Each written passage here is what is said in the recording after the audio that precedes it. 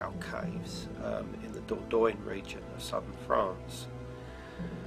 And here they are depicting the cosmic bird, the celestial bird, upon a pole next to which is a birdman, a symbol of astral flight, astral journeying to the sky world, to heaven. With Cygnus serving as the North Pole star in 17,000 BC, Collins came to believe that this was one reason why the constellation of the bird was seen as important to the ancients. But it didn't seem to explain why Cygnus was important to the ancients as long ago as 30,000 years, or why it retained its importance after it ceased to be the pole star. The sudden emergence of fantastic cave art 17,000 and 30,000 years ago was a profound advance in humanity. Clearly, something had changed, and Collins suspected that a sudden evolutionary leap had occurred in human DNA. The source of the genetic mutation that produced the evolutionary leap was apparently due to Cygnus. So I started to look into the importance of deep caves, and it was then that I found that these caves, which are often hundreds of yards deep, penetrating very deeply into the ground itself, seem to have been the most sacred places to them. They seem to be going there for a reason, and this obviously was associated in some way with the achievement of altered states of consciousness, and in this state they would feel that they could journey back to the place of cosmic life and death. And so I tried to find out whether caves themselves had any kind of special property, and it was then that I realized that the only form of cosmic ray that actually reaches inside such deep caves were coming from a single source in the night sky, and this was Cygnus X3.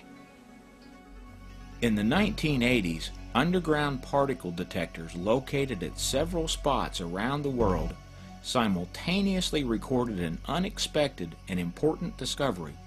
Cosmic rays were found to be penetrating over 1,000 feet of solid rock above the underground facilities.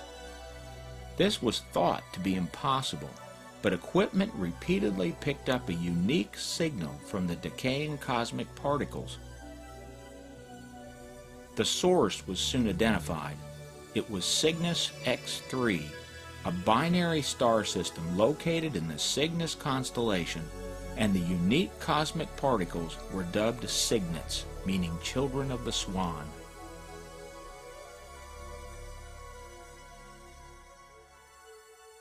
It's a fact that our eyes can see the disintegration of cosmic rays as they pass through our own retina.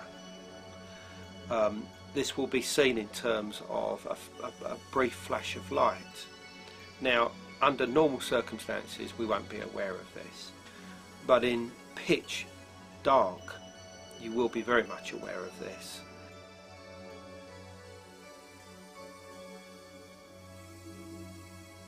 Collins theorizes that ancient shaman entering the dark world of the caves often took hallucinogenic mushrooms and watched as the decaying cosmic particles from Cygnus created fantastic flashes of light.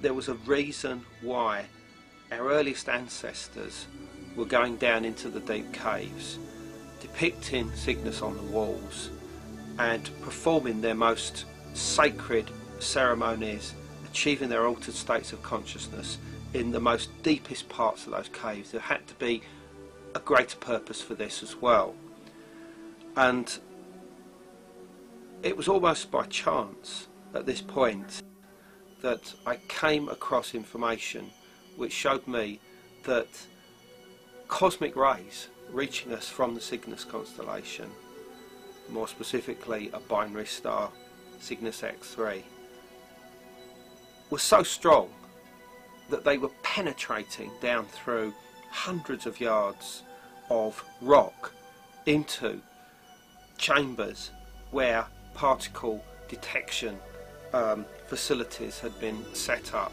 in the late 1970s, early 1980s. These cosmic rays will increase or decrease in accordance with the appearance in the sky of the actual source itself.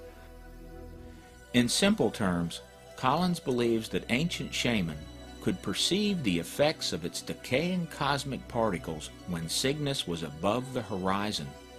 As it sank below the horizon, the Earth's mass blocked most of the cosmic rays from reaching deep into the caves. Over time, the ancients came to associate the appearance of Cygnus with a profound magical effect. But the effect of Cygnus's gun barrel was far more profound. It may well have been the spark of evolution.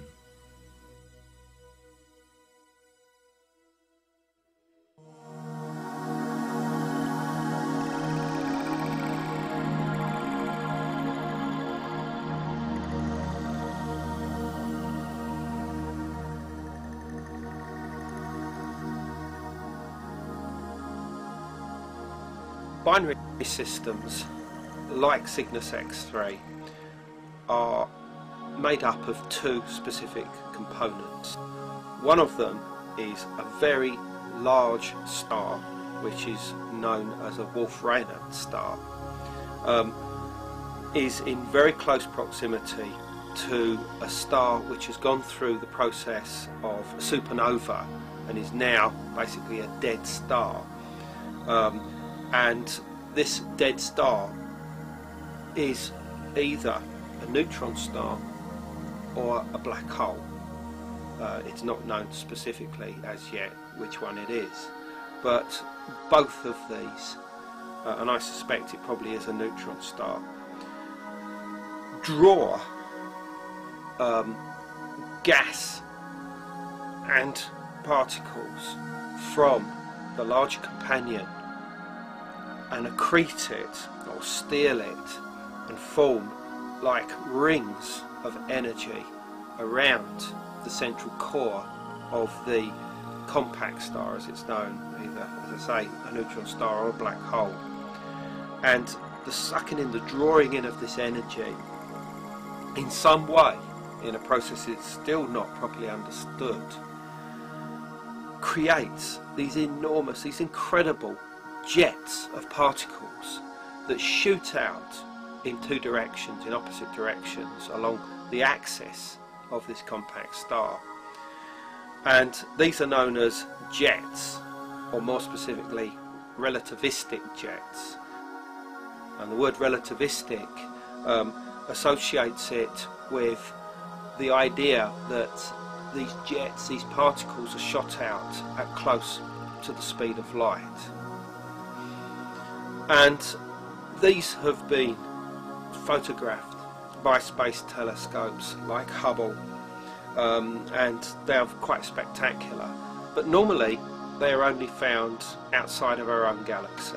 There are one or two sources producing jets in our own galaxy, but usually these are pointing away from us so that we can actually see them.